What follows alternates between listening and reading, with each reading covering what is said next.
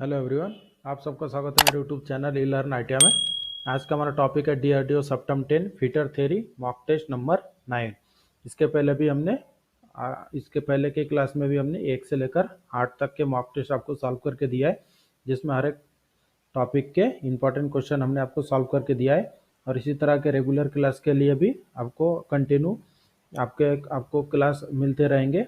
और regular class के लिए मेरे चैनल को सब्सक्राइब करके बेल आइकन को दबाएं ताकि मेरे वीडियो की नोटिफिकेशन आपको मिलती रहे टाइम पर। आज का जो हमारा टॉपिक है स्टार्ट करते हैं। Fitter theory mock test number 9। और हर एक पार्ट के जितने भी क्वेश्चन हम आपको सॉल्व करके दे रहे हैं, हर एक पार्ट की क्वेश्चन के पीडीएफ आपको डिस्क्रिप्शन में लिंक के तौर पर मिल जाएंगे, वहाँ से भी आप चेक कर सकते हैं। चलिए स्टार्ट करते हैं। आज का जो हमारा वीडियो है fitter theory mock test number 9। तो सबसे पहला नंबर का क्वेश्चन है which device is use to check the work piece to confirm the shape. मतलब जॉब की अगर आकृति की पुष्टि करने के लिए वर्कपीस की जांच के लिए किस उपकरण का उपयोग किया जाता है। मान लीजिए कि जैसे क्वेश्चन में पूछा गया है कि which device use to check the workpiece to confirm the shape. एकदम कन्फर्म आकार में अगर जॉब को हमें चेक करना है तो उस समय किन से इंस्ट्रूमेंट का उपयोग किया जाता है, क्वेश्चन में पूछा गया है। तो इसके लिए पहला ऑप्शन है प्रोफाइल गेज, दूसरा स्नैप गेज, तीसरा कैलिपर गेज और चौथा है प्रोग्रेसिव गेज। तो जैसे क्वेश्चन में पूछा गया था कि which device is use to workpiece to confirm the shape, एकदम सही आकार में जॉब को चेक करने के लिए कौन से डिवाइस का उपयोग किया जाता है। तो इसका जो सही आंसर है ऑप्शन नंबर ए प्रोफाइल गेज। प्रोफाइल गेज का काम होता है कि जो भी हम जॉब तैयार करते हैं उसी प्रोफाइल में ही प्रोफाइल गेज बना रहता है, जिससे हम सिर्फ जॉब को चेक करते हैं। Next question, what is the name of the screw driver. तो स्क्रीन पर आपको एक डायग्राम दिखाई दे रहा है, स्क्रू ड्राइवर का है। तो इसे कौन से टाइप का स्क्रू ड्राइवर बोला जाता है, ये हमें पहचानना है। और ये क्वेश्चन बहुत बार पेपर में पूछा गया है।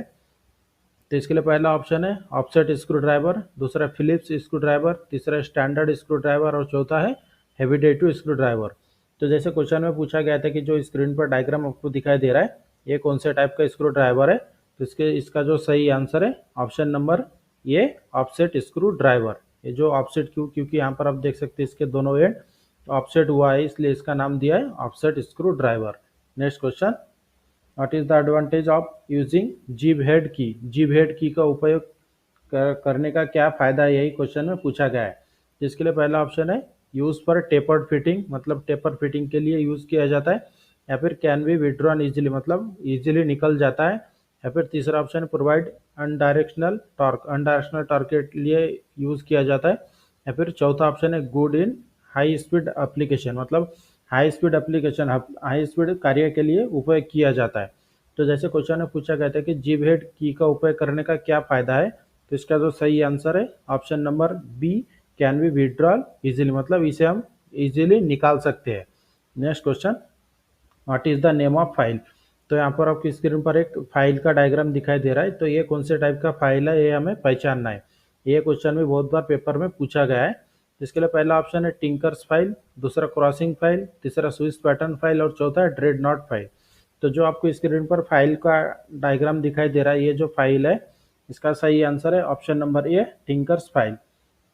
और इसी तरह के आपको रेगुलरली आपको क्लास मिलते रहेंगे डीआरडीओ की, जब तक एग्जाम नहीं हो जाती तब तक आपको रेगुलर हम क्लास करवाएंगे।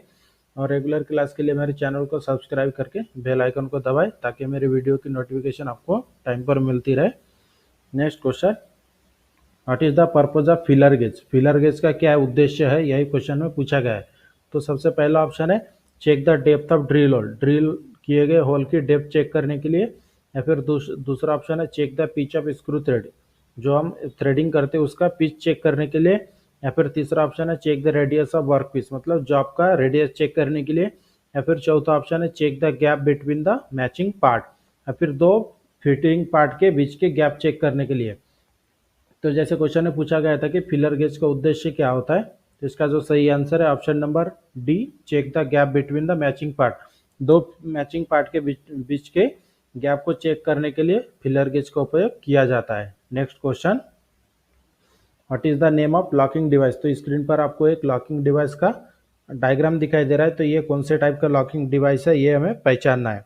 तो इसके लिए पहला ऑप्शन है टैप वॉशर, दूसरा लॉकिंग प्लेट, तीसरा लॉक वॉशर और चौथा ऑप्शन है स्प्रिंग वॉशर।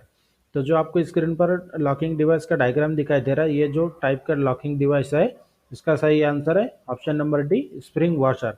क्योंकि यहाँ पर आपको जो नीचे में आप देख सकते हैं ये है हमारा स्प्रिंग वॉशर, इसलिए इसका नाम दिया spring washer. Next question, what material is use to make sine bar? Sine bar को बनाने के लिए कौन से मटेरियल का उपयोग किया जाता है, यही क्वेश्चन में पूछा है। तो इसके लिए पहला ऑप्शन है इनवार स्टील, दूसरा हाई स्पीड स्टील, तीसरा हाई कार्बन स्टील और चौथा है स्टेबलाइज क्रोमियम स्टील। तो जैसे क्वेश्चन में पूछा गया था कि साइन बार का मटेरियल, साइन बार को बनाने के लिए कौन से मटेरियल का उपयोग करते हैं, तो इसका जो सही आंसर है option number D, stabilize chromium steel. Next question, what is the name of gauge? तो आपको एक स्क्रीन पर डायग्राम दिखाई दे रहा है, एक गेज का डायग्राम है, तो ये कौन से टाइप का गेज है ये हमें पहचानना है। इसके लिए पहला ऑप्शन है ड्रिल गेज, दूसरा सेंटर गेज, तीसरा प्रोफाइल गेज और चौथा ऑप्शन है स्टैंडर्ड वायर गेज। तो जो आपको स्क्रीन पर डायग्राम दिखाई दे रहा है गेज का, तो ये जो गेज है इसे बोला जाता है option number D, standard wire gauge. ये जो आपको दिखाई दे रहा है गेज, ये हमारा स्टैंडर्ड वायर गेज, जिसे हम शॉर्ट फॉर्म में SWG भी बोलते हैं, और इसका दूसरा नाम है imperial sheet gauge. Next question, how the length of sine bar is specified? Sign bar की लंबाई कैसे निर्दिष्ट की जाती है? अगर मान लीजिए कि साइन बार की लंबाई हमें चेक करना है, तो कहाँ से कहाँ तक चेक किया जाता है, ये क्वेश्चन में पूछा गया है। तो इसके लिए पहला ऑप्शन है distance between outer point of roller, मतलब रोलर के आउटर से, दोनों रोलर के आउटर टू आउटर गिना जाता है, या फिर दूसरा option distance between inner point of roller, मतलब दूसरा ऑप्शन जो बोला गया है कि दोनों रोलर के इनर पॉइंट टू पॉइंट गिना जाता है, या फिर तीसरा ऑप्शन है distance between centre point of roller, या फिर रोलर के सेंटर टू सेंटर गिना जाता है साइन बार की लंबाई, या फिर चौथा ऑप्शन है centre between the edge of sine bar, sine bar के सेंटर के एज तक गिना जाता है साइन बार की। जैसे कि क्वेश्चन में पूछा गया कि साइन बार की लंबाई कैसे निर्दिष्ट की जाती है, तो इसका जो सही आंसर है option number C, distance between centre point of roller. मतलब साइन बार में दो जो रोलर लगे होते हैं, दोनों रोलर के सेंटर डिस्टेंस जितनी होती है वही अपनी साइन बार की लंबाई होता है। Next question, which one form the hypotenuse of the triangle while checking with sine bar? Sine bar से चेक करते समय ट्रायंगल का कर्ण कौन सा बनाता है, यही क्वेश्चन में पूछा गया है। ध्यान में रखें कि जब हम साइन बार से कोई भी जॉब का एंगल चेक करते हैं तो एक ट्रायंगल बनता है, राइट एंगल ट्रायंगल। तो यही क्वेश्चन पूछा गया है कि साइन बार से चेक करते समय ट्रायंगल का कर्ण कौन सा बनाता है, यही क्वेश्चन में पूछा है। तो इसके लिए पहला ऑप्शन है सरफेस प्लेट, या फिर दूसरा साइन बार विड्थ, या फिर तीसरा साइन बार लेंथ, या फिर चौथा sine gauge slip gauge height. तो जैसे क्वेश्चन में पूछा गया था कि साइन बार से चार्ज करते समय त्रिभुज का कर्ण कौन सा बनाता है, इसका जो सही आंसर है option number C, sine bar length. Sine bar की लंबाई ट्रायंगल को कंप्लीट करता है। Next question, which gauge is use to check the outside diameter of cylindrical shaft? Cylindrical shaft के बाहरी व्यास की जांच करने के लिए कौन से गेज का उपयोग किया जाता है? जैसे एक राउंड राउंड जॉब है, उसका अगर आउटर डायमीटर चेक करना है तो उस समय कौन से गेज का उपयोग किया जाता है, यही क्वेश्चन में पूछा है। तो इसके लिए पहला ऑप्शन है प्लग गेज, दूसरा प्लेन रिंग गेज, तीसरा टेपर रिंग गेज और चौथा ऑप्शन है प्रोग्रेसिव प्लग गेज। तो जैसे क्वेश्चन में पूछा गया था कि राउंड जॉब के आउटर डायमीटर को अगर चेक करना है तो कौन से गेज का उपयोग किया जाता है, तो इसका जो सही आंसर है option number B, plain ring gauge. क्योंकि यहाँ पे सिर्फ प्लेन आउटर डायमीटर ही बोला गया, इसलिए इसका सही आंसर है प्लेन रिंग गेज। अगर टेपर बोला जाता था तो उस समय आ जाता था plain ring taper ring gauge. तो क्वेश्चन का जो सही आंसर है option number B, plain ring gauge. Next question, what is the act of joining the slip gauge together for building up size? मतलब स्लिप गेज के सहायता से अगर हमें साइज को बढ़ाना है तो उस समय कौन सा प्रोसेस किया जाता है, यही क्वेश्चन में पूछा गया है। तो इसके लिए पहला ऑप्शन है ग्लेजिंग, दूसरा पिनिंग, तीसरा लोडिंग और चौथा ऑप्शन है रिंगिंग। तो जैसे क्वेश्चन में पूछा गया था कि स्लिप गेज के सहायता से आकार बढ़ाने के लिए, मतलब उसका साइज बढ़ाने के लिए कौन सा प्रोसेस किया जाता है, तो इसका जो सही आंसर है option number D, ringing. Next question, what is केस्ड if the lap is harder than the workpiece? मतलब यदि क्वेश्चन में क्या पूछा गया है कि यदि लैप वर्कपीस की तुलना में कठिन हो तो क्या होता है। मतलब अगर कोई भी जॉब के ऊपर हम लैपिंग कर रहे हैं तो लैप टूल अगर जॉब के मटेरियल से अगर हार्ड हो तो उस समय क्या होता है, यही क्वेश्चन में पूछा है। तो इसके लिए पहला ऑप्शन है work piece will cut the lap, मतलब जॉब को कट कर देता है लैप टूल, या फिर दूसरा ऑप्शन है accuracy can not be obtain, मतलब जो एक्यूरेसी चाहिए उतनी एक्यूरेसी नहीं मिलती है, या फिर तीसरा ऑप्शन है lap will cut the work piece, मतलब लैप जो जो लैप टूल होता है वो जो वर्क पीस को कट कर देता है, या फिर चौथा ऑप्शन है lapping operation leaves high spot, मतलब हाई लैपिंग करने के बाद हाई स्पॉट रह जाता है। तो जैसे क्वेश्चन में पूछा गया था कि यदि लैप वर्कपीस की तुलना में कठिन हो तो क्या होता है, तो इसका जो सही आंसर है option number A, workpiece will cut the lap, मतलब जॉब लैप टूल को कट करता है। Next question, which material is use to make small diameter lap, मतलब छोटे व्यास के लैप टूल बनाने के लिए कौन से मटेरियल का उपयोग किया जाता है, यही क्वेश्चन में पूछा गया है। मान लीजिए कि छोटे आकार का अगर हमें कोई लैप टूल बनाना है तो उस समय कौन से मटेरियल का उपयोग किया जाता है, यही क्वेश्चन में पूछा है। तो इसके लिए पहला ऑप्शन है कास्ट आयरन, दूसरा एल्यूमिनियम, तीसरा ब्रॉन्ज और जिंक, और चौथा ऑप्शन है कॉपर और ब्रॉस। तो जैसे क्वेश्चन में पूछा गया था कि छोटे व्यास के लैप बनाने के लिए कौन से मटेरियल का उपयोग करते हैं, तो इसका जो सही आंसर है option number D, copper and Bros. Next question, what is the name of the surface structure measuring instrument, मतलब यहाँ पर आपको स्क्रीन पर एक डायग्राम दिखाई दे रहा है, एक इंस्ट्रूमेंट है, तो इसके सहायता से सरफेस स्ट्रक्चर को गिना जाता है। तो जो ये टूल है, तो ये जो इंस्ट्रूमेंट है इसका नाम क्या है, यही क्वेश्चन में पूछा गया है। और ध्यान में रखें कि ये भी क्वेश्चन बहुत बार पेपर में आ चुका है। तो इसके लिए पहला ऑप्शन है डायल टेस्ट इंडिकेटर, दूसरा इलेक्ट्रिकल सरफेस इंडिकेटर, तीसरा इलेक्ट्रॉनिक सरफेस इंडिकेटर, और चौथा ऑप्शन है मैकेनिकल सरफेस इंडिकेटर। तो जैसे क्वेश्चन में पूछा गया था कि जो ये आपको सरफेस स्ट्रक्चर मेजरिंग इंस्ट्रूमेंट है, तो ये कौन से टाइप का है मेजरिंग इंस्ट्रूमेंट, इसे क्या बोला जाता है, तो इसका जो सही आंसर है option number D, mechanical surface indicator. Next question, what is the purpose of hardening, hardening करने का क्या उद्देश्य है, यही क्वेश्चन में पूछा है। तो इसके लिए पहला ऑप्शन है रिफाइन द स्ट्रक्चर, मतलब इंटरनल स्ट्रक्चर को रिफाइन करता है, या फिर टफनेस को बढ़ाता है, या फिर कटिंग एबिलिटी को बढ़ाता है, या फिर चौथा ऑप्शन है रिलीव स्ट्रेस एंड स्ट्रेस, मतलब मटेरियल के अंदर के जो हे होता है स्ट्रेस और स्ट्रेन को रिलीव करता है। तो जैसे क्वेश्चन में पूछा गया था कि हार्डनिंग करने का क्या उद्देश्य होता है, तो इसका जो सही आंसर है option number C, increase cutting ability, मतलब कटिंग टूल की कटिंग एबिलिटी बढ़ाने के लिए हार्डनिंग हम प्रोसेस करते हैं। Next question, which method of heat treatment to improve machinability and ductility in the job, job में मशीनेबिलिटी और डक्टिबिलिटी के सुधार के लिए हीट ट्रीटमेंट की कौन सी विधि की जाती है। जैसे क्वेश्चन में पूछा गया कि जॉब में मशीनेबिलिटी और डक्टिबिलिटी की सुधार अगर हमें करना है तो उस समय हीट ट्रीटमेंट की कौन से मेथड का उपयोग करते हैं। तो इसके लिए पहला ऑप्शन है एनलिंग, दूसरा हार्डनिंग, तीसरा टेम्परिंग, और चौथा है नॉर्मलाइजिंग। तो जैसे क्वेश्चन में पूछा था जॉब में मशीनेबिलिटी और डक्टिबिलिटी की सुधार के लिए हीट ट्रीटमेंट का कौन सा मेथड यूज करते हैं, तो इसका जो सही आंसर है option number A, annealing. Next question, what is the name of file, तो यहाँ पर आपको स्क्रीन पर एक डायग्राम दिखाई दे रहा है फाइल का, तो ये कौन से टाइप का फाइल है ये हमें पहचानना है। तो इसके लिए पहला ऑप्शन है पिलर फाइल, दूसरा बार्डिंग फाइल, तीसरा डेड नॉट फाइल, और चौथा ऑप्शन है स्विस पैटर्न फाइल। तो जो आपको स्क्रीन पर डायग्राम दिखाई दे रहा है फाइल का, तो इसे जो बोला जाता है इसका सही आंसर है ऑप्शन नंबर बी, बार्डिंग फाइल।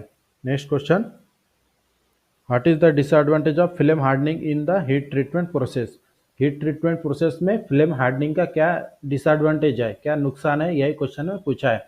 तो इसके लिए पहला ऑप्शन है मोर डिस्टॉर्शन, दूसरा लॉन्ग हार्डनिंग टाइम, तीसरा ऑप्शन है स्मॉल डेप्थ ऑफ हार्डनिंग, और चौथा ऑप्शन है not suitable for small workpiece. तो जैसे क्वेश्चन में पूछा गया था कि हीट ट्रीटमेंट मेथड में फिल्म हार्डनिंग का क्या डिसएडवांटेज है, तो इसका जो सही आंसर है option number D, not suitable for small workpiece, मतलब छोटे आकार के जॉब के ऊपर ये सुटेबल नहीं है। Next question, which grade slip gauge is used for precision tool room application, मतलब स्लिप गेज का वह कौन सा ग्रेड है जो टूल रूम वर्क के लिए उपयोग किया जाता है। तो इसके लिए पहला ऑप्शन है ग्रेड 00, दूसरा ऑप्शन ग्रेड 0, तीसरा ऑप्शन ग्रेड 1, और चौथा ऑप्शन है ग्रेड 2। तो जैसे क्वेश्चन में पूछा गया था कि प्रिसिशन टूल रूम के कार्य के लिए कौन से ग्रेड का स्लिप गेज का उपयोग किया जाता है, तो इसका जो सही आंसर है option number C, grade 1। Next question, which types of key used in hub of pulley has to axially slide on the shaft to some distance, मतलब यदि हब या पुली को शाफ्ट पर कुछ दूरी तक अक्षीय रूप से स्लाइड करना, मतलब अक्षीय रूप मतलब होता है जो क्वेश्चन में बोला गया था एक्सियली स्लाइड, अगर हमें स्लाइड करना हो तो किस प्रकार की का उपयोग किया जाता है, यही क्वेश्चन ने पूछा है। तो इसके लिए पहला ऑप्शन है फीदर की, दूसरा फ्लैट सैडल की, तीसरा सर्कुलर टेपर की, और चौथा ऑप्शन है हॉलो सैडल की। तो जो क्वेश्चन में पूछा गया था कि यदि हब या पुली को शाफ्ट पर कुछ दूरी तक एक्सियल रूप से स्लाइड करना हो तो किस की का उपयोग करते हैं? इसका जो सही आंसर है option number A, feather key. Next question, which material is use to make slip gauge block? Slip gauge को बनाने के लिए कौन से मटेरियल का उपयोग किया जाता है, यही क्वेश्चन में पूछा है। तो इसके लिए पहला ऑप्शन है टूल स्टील, दूसरा लो ग्रेड स्टील, तीसरा high grade steel with low thermal expansion, और चौथा ऑप्शन है हाई कार्बन स्टील। तो जैसे क्वेश्चन में बोला गया था कि स्लिप गेज को बनाने के लिए कौन से मटेरियल का उपयोग करते हैं, तो इसका जो सही आंसर है option number C, high grade steel with low thermal expansion. Next question, which operation is perform with fine abrasive particles? मतलब फाइन एब्रेसिव कणों के साथ कौन सा ऑपरेशन किया जाता है? मतलब जैसे फिनिशिंग का ये प्रोसेस पूछा गया है कि फिनिशिंग के प्रोसेस में वह कौन सा प्रोसेस है जिसमें फाइन एब्रेसिव का उपयोग किया जाता है? तो इसके लिए पहला ऑप्शन है फाइलिंग, दूसरा है लैपिंग, तीसरा स्क्रैपिंग और चौथा है पॉलिशिंग। तो जैसे क्वेश्चन में पूछा गया था कि फाइन एब्रेसिव पार्टिकल का उपयोग करके कौन सा ऑपरेशन किया जाता है, जिसका जो सही आंसर है ऑप्शन नंबर बी, लैपिंग। क्योंकि लैपिंग यहाँ हमारा फिनिशिंग का एकदम लास्ट स्टेप होता है जिसमें एब्रेसिव बहुत बारीक कणों में उपयोग किया जाता है। Next question, what is the purpose of normalising? Normalising का क्या उद्देश्य है, यही क्वेश्चन में पूछा है। इसके लिए पहला ऑप्शन है ऐड कटिंग एबिलिटी, मतलब कटिंग एबिलिटी को बढ़ाने के लिए, या फिर दूसरा डेवलप हाई हार्डनेस, मतलब हाई हार्डनेस को बढ़ाने के लिए, या फिर तीसरा इंक्रीज वियर रेसिस्टेंस, मतलब घिसने का गुणधर्म बढ़ाने के लिए, या फिर चौथा ऑप्शन है रिमूव स्ट्रेस एंड स्ट्रेन, या फिर मटेरियल का स्ट्रेस और स्ट्रेन को रिमूव करने के लिए। तो जैसे क्वेश्चन में पूछा गया था कि नॉर्मलाइजिंग का क्या उद्देश्य होता है, तो इसका जो सही आंसर है option number D, remove stress and strain. Next question, what is the use of ring gauge? तो जैसे क्वेश्चन में पूछा गया कि रिंग गेज का क्या उपयोग है, इसके लिए पहला ऑप्शन है चेक होल डायमीटर, मतलब कोई भी जॉब का होल की डायमीटर चेक करने के लिए, या फिर दूसरा ऑप्शन है चेक शाफ्ट डायमीटर, मतलब कोई भी राउंड बार का डायमीटर चेक करने के लिए, या फिर तीसरा ऑप्शन है चेक टेपर शाफ्ट डायमीटर, मतलब टेपर जॉब का डायमीटर चेक करने के लिए, या फिर चौथा ऑप्शन है चेक इंटरनल थ्रेड डायमीटर, जो थ्रेड का इंटरनल डायमीटर को चेक करने के लिए। तो जैसे क्वेश्चन में बोला गया था कि रिंग गेज का उपयोग क्या होता है, तो इसका सही आंसर है option number B, check shaft diameter. तो ध्यान में रखें कि यहाँ पे सिर्फ रिंग गेज बोला है, इसमें क्वेश्चन में प्लेन रिंग गेज, मतलब सिर्फ रिंग गेज मतलब प्लेन रिंग गेज ही बोला गया है, इसमें टेपर रिंग गेज या फिर टेपर थ्रेड रिंग गेज नहीं बोला गया है। तो इसलिए इसका सही आंसर होता है चेक शाफ्ट डायमीटर। सिर्फ नॉर्मली प्लेन जो शाफ्ट होता है उसका आउटर डायमीटर चेक करने के लिए रिंग गेज का उपयोग किया जाता है। Next question, which gauge is use to check the accuracy of the internal thread? Internal thread की एक्यूरेसी चेक करने के लिए कौन से गेज का उपयोग किया जाता है, यही क्वेश्चन ने पूछा है। तो इसके लिए पहला ऑप्शन है रिंग गेज, दूसरा स्नैप गेज, तीसरा थ्रेड प्लग गेज और चौथा ऑप्शन है सेंटर गेज। तो जैसे क्वेश्चन में बोला गया था कि इंटरनल थ्रेड की एक्यूरेसी चेक करने के लिए कौन से गेज का उपयोग किया जाता है, तो इसका जो सही आंसर है option number C, thread plug gauge. Thread plug, कोई भी प्लग गेज के सहायता से जो आपका इंटरनल साइज ही चेक करते हैं।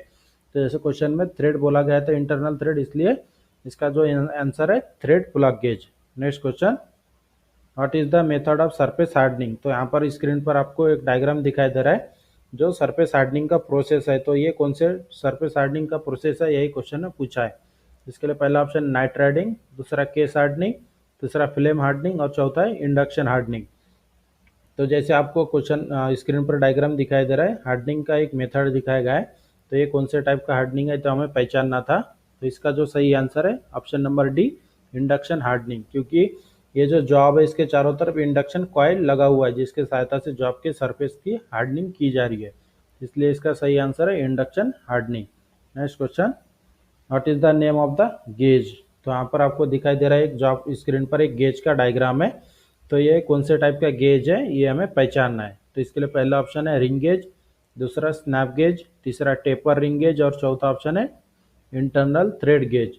तो जैसे स्क्रीन पर आपको जो आप डायग्राम देख सकते हैं, जो इसका ये जो गेज है, इस गेज का नाम है option number C, taper ring gauge. क्योंकि इसके अंदर वाले भाग में टेपर दिखाया गया है और ये इंटरनल टेपर है, इसलिए इसका सही आंसर है taper ring gauge. Next question, what is the procedure to select the slip gauge पर पार्टिकुलर डायमेंशन? मतलब जैसे इसके पहले भी इसी टाइप का एक क्वेश्चन पूछा गया था कि स्लिप गेज का अगर हमें कोई भी डायमेंशन अगर हमें बढ़ाना है तो उस समय कौन सा प्रोसेस किया जाता है, यही क्वेश्चन में पूछा है। इसके लिए पहला ऑप्शन है बिल्ट अप ग्रेड एक्यूरेसी, दूसरा मिनिमम नंबर ऑफ ब्लॉक, चौथा मैक्सिमम नंबर ऑफ ब्लॉक, और तो चौथा ऑप्शन है start ringing with small size slip gauge. तो जैसे क्वेश्चन में पूछा गया था कि विशेष डायमेंशन के लिए स्लिप गेज का चयन करने की क्या प्रक्रिया है, तो इसका जो सही आंसर है option number D, start ringing with small slip gauge. Ringing मतलब क्या होता है, स्लिप गेज एक दूसरे के ऊपर रगड़ना मतलब घिसना, जिससे एक दूसरे के साथ वो चिपक जाता है और जिससे स्लिप गेज की साइज बढ़ता है। तो इसका जो सही आंसर था option number D, start ringing with small slip gauge. Next question, which process improve the quality of fit between the matching component, मतलब कौन सी प्रक्रिया मैचिंग पार्टों के बीच की गुणवत्ता को बढ़ाने के लिए उपयोग करते हैं। इसके लिए पहला ऑप्शन है फाइलिंग, दूसरा ऑप्शन है टर्निंग, तीसरा ग्राइंडिंग और चौथा ऑप्शन है लैपिंग।